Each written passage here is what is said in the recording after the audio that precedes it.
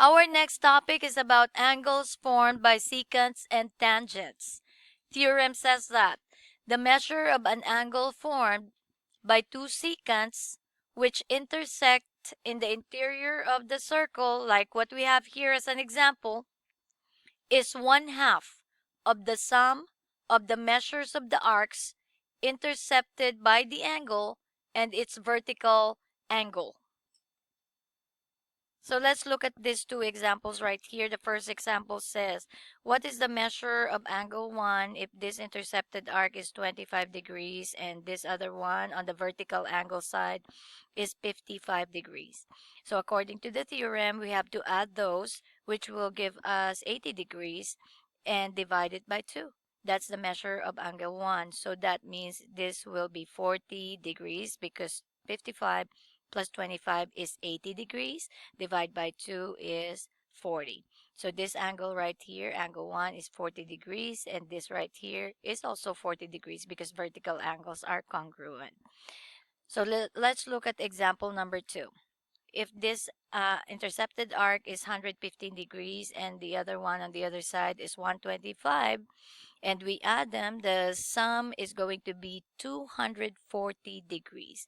If I divide that by 2, 240 will give us 120 degrees. Therefore, the measure of angle 1 is 120 degrees, which is the same as the vertical angle on the other side. So the next theorem says, the measure of an angle formed by two secants that intersect in the exterior of a circle, such as this one. They intersect at the exterior of the circle is 1/2 the difference of the measures of the intercepted arcs. So let's look at this. If this intercepted arc is 60 and this other intercepted arc is 10, angle 1 can be found by subtracting 60 and 10. So 60 minus 10 is 50, and then dividing it by 2. Meaning to say measure of angle 1 must be 25 degrees. So now, let us look at the second example. So if this is 120 degrees and this is 30 degrees, you must subtract them, making it become 90. And the measure of angle 1 is half of that. Therefore, measure of angle 1 is 45 degrees.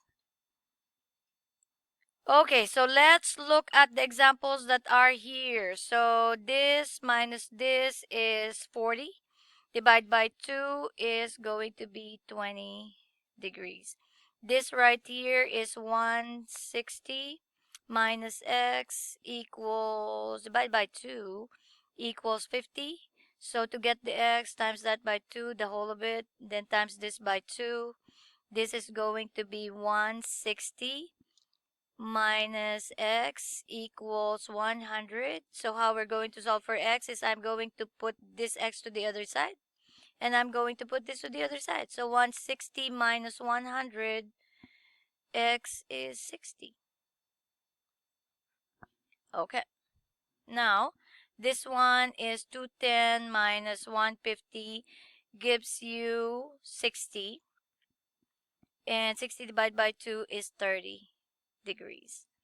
So now here, we will do the same algebra. However, I'm now going to teach you the shortcut. Double this one, so 140, and then subtract it from here. The answer is x is 110 degrees. Okay, the measure of an angle formed by tangent and secant that intersects at the point of tangency, so all these are points of tangency, okay, is half the measure of its intercepted arc. So let's look at this. As you can see, this tangent is intersecting with this secant at the point of tangency. However, the secant is passing through the midpoint or the center of your circle. Therefore, even without knowing the formula, we know that that's 90 degrees. Therefore, this is 90 degrees, but let us apply the formula again. The measure of the angle is half of the intercepted arc, and that's the intercepted arc.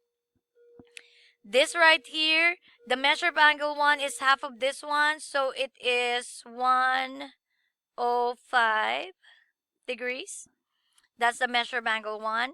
And this right here is 70. Therefore, this is double that. So x is equal to 140 degrees.